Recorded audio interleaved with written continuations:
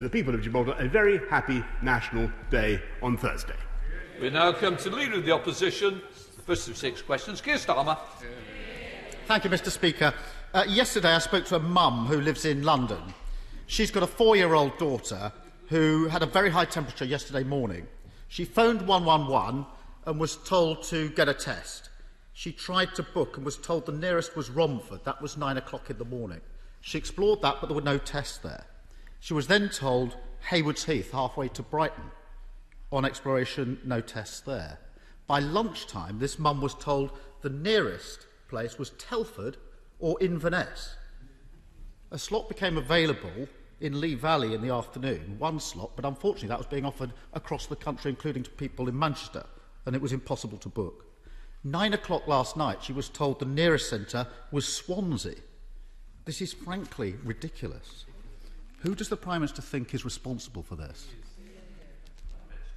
Well, Mr Speaker, clearly I take responsibility, as I have done throughout, for the entire handling of the coronavirus crisis, but I would just say to those who attack NHS test and trace and those who deprecate the efforts of the people who are doing their level best to keep us safe, Mr Speaker, that it is precisely because of the success of test and trace that capacity has gone up to from 2,000 a month in March to 320,000 a day. And we know, thanks to NHS test and trace, in granular detail, in a way that we didn't earlier this year, Mr Speaker, about what is happening with this pandemic. We know the groups that are suffering, the extent of the infection rates, and we've been able, thanks to NHS test and trace, to do the local lockdowns that have been working.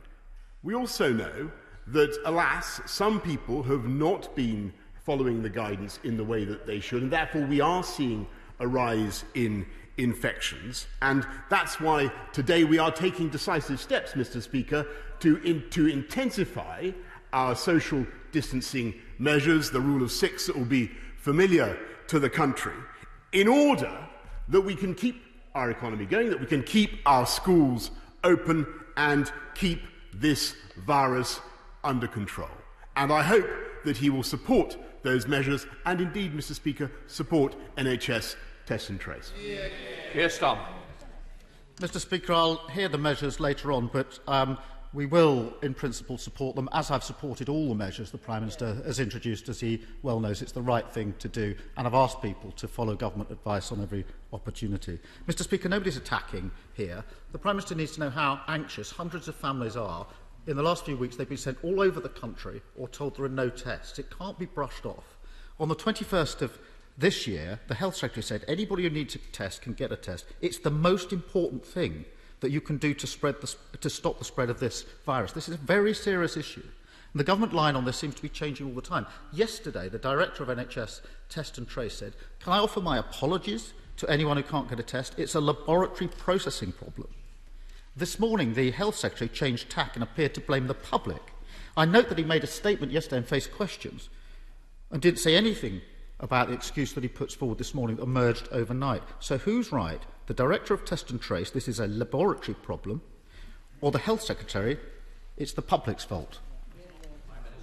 Mr Speaker, I of course sympathise with all those who are facing difficulties getting tests as fast as they want, but demand is at an unprecedented high, particularly because demand for asymptomatic patients. But he should know that this country has done more tests, 17.6 million, than any other country in Europe. That is thanks to the, and he likes these international comparisons, Mr Speaker, that is thanks to the efforts of NHS test and trace.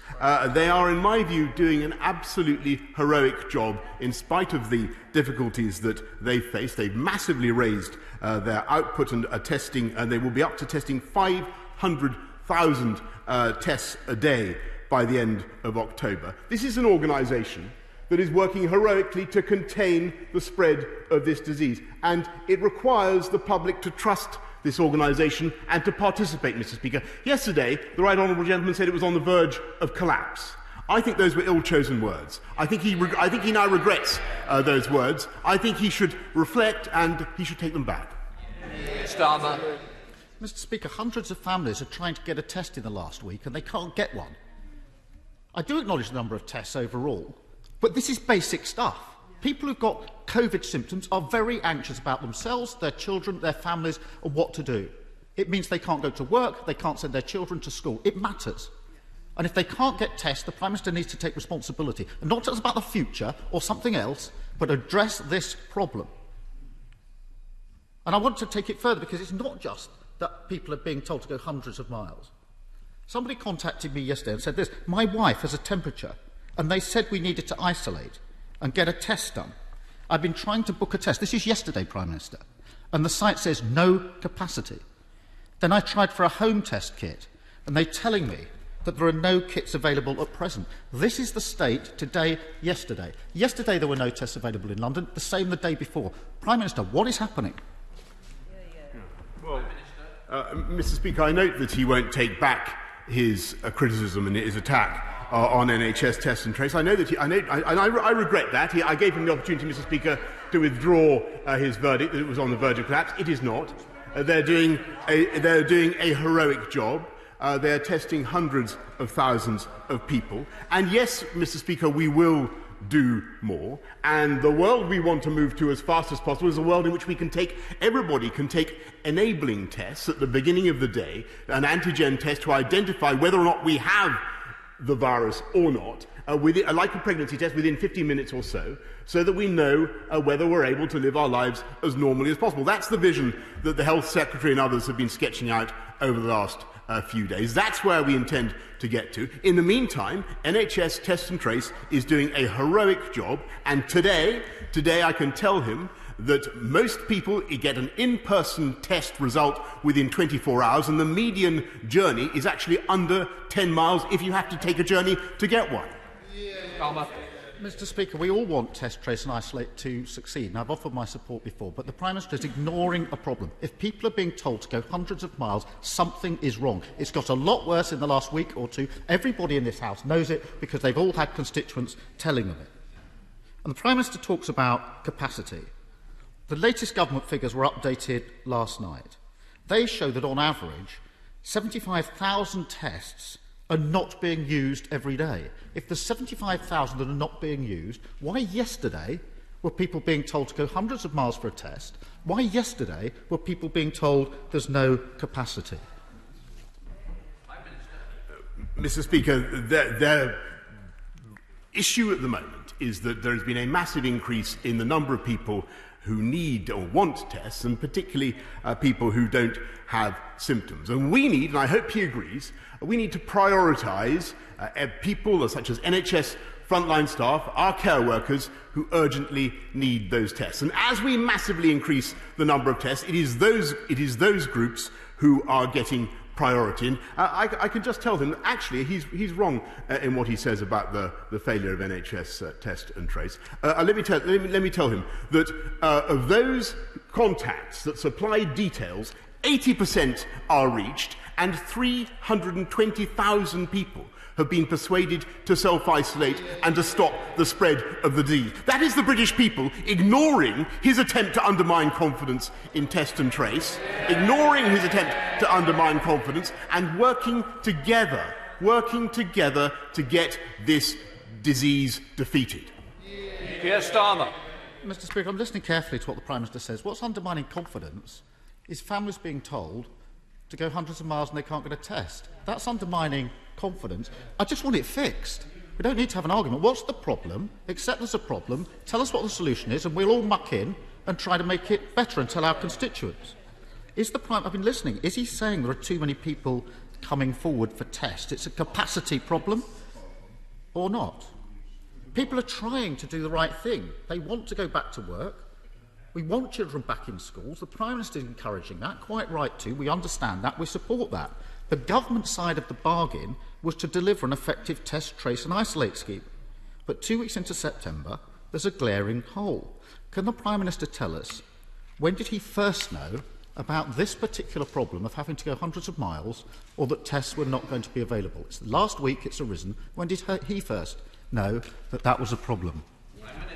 Mr. Speaker, it's obviously a function of the growing demand and the growing public confidence in NHS test and trace that we have to supply more and more tests, and that's what we've been doing. I think, Mr. Speaker, I don't know whether he's been listening. I've been trying to give the House the figures. Actually, thanks to the heroic efforts of NHS test and trace, we've gone up from 2,000 tests a day in March to 320,000 a day today. And it is thanks to the efforts of those thousands of people who are listening keenly to his words for some support or some encouragement or some belief in what they're trying to do. It is thanks to them that people, on average, have to travel less than 10 miles, and it is thanks to them that 80% of the contacts that they identify, or coronavirus patient identifies, are reached and told to self-isolate. That's what we're trying to do, Mr. Speaker. It's hard work. It's hard work. It's a big job. And they're doing a fantastic job. And I really think what they would like to hear is some praise and encouragement and support from the Right Honourable Gentleman. Keir Starmer. Mr. Speaker, why can't we just hear from the Prime Minister an honest answer? If he stood at dispatch box and said, "I know something's gone wrong in the last couple of weeks. We've been getting hundreds of examples of people being sent all over the place or being told there's no test. I've looked into it. I've worked out what the problem is. Here's my plan." People might be reassured. But as ever, he pretends the problem isn't there. The infection rate is rising. This is the very point we need a functioning testing regime. But far from the world-beating system we were promised, the government can't even get the basics right. The government is lurching from crisis to crisis. It still lacks even basic incompetence. This is what's holding... It lacks competence. Yes, Prime Minister, it lacks competence. This is what's holding Britain back. So my final question is this. When is this problem with test, trace and isolate going to be fixed?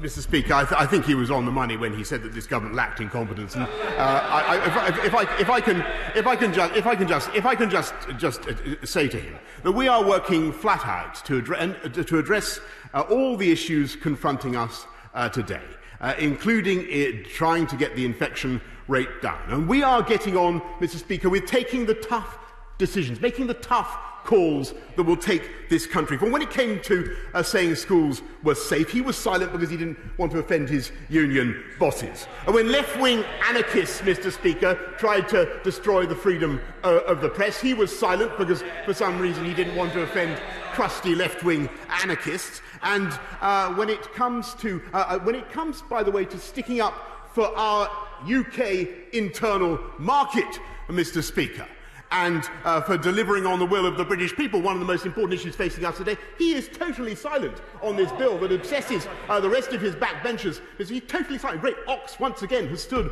on his tongue. He has nothing at all to say about that subject today because he doesn't want to offend the huge number of his backbenchers who want to overturn the verdict of the people and take us back into the EU, which is, of course, what he wants to do himself. This government gets on and takes the tough decisions on behalf of the British people, delivering thousands of jobs through our Kickstart scheme, a record-breaking investment in affordable housing, £12 billion affordable housing programme, and getting on with all our work, working with the British people and working with the Right Honourable Gentleman, if he would only do so, to get coronavirus defeated and to take our country forward. We take the tough calls. All he does is sit on the sidelines and carp, Mr. Speaker.